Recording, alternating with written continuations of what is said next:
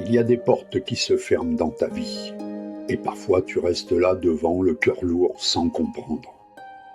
Tu te demandes ce que tu as fait de mal ou pourquoi Dieu a fermé cette porte. Écoute-moi bien, quand Dieu ferme une porte, ce n'est jamais pour t'écraser, c'est pour te rediriger. Dans Acte 16, Paul voulait aller en Asie. Il avait un bon projet, un projet pour Dieu, et pourtant l'Esprit l'en empêche. Pas une fois, deux fois, pourquoi ? Parce que Dieu avait préparé un terrain plus grand, plus stratégique, plus fécond, la Macédoine. Comprends bien ceci. C'est peut-être ce que Dieu fait dans ta vie en ce moment.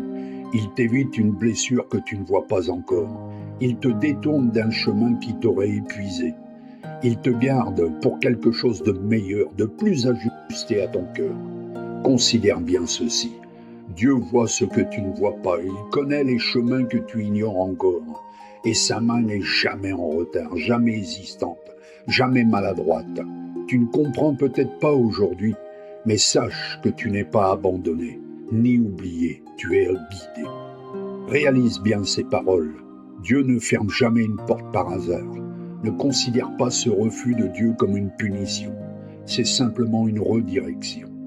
Alors aujourd'hui, laisse tomber la pression, la culpabilité, les si seulement. Au lieu de forcer la porte, pose ta main sur la poignée et dis simplement « Seigneur, si tu l'as fermée, je te fais confiance. Montre-moi la prochaine. » Parce que là où une porte se ferme, Dieu ouvre un chemin que tu n'aurais jamais imaginé.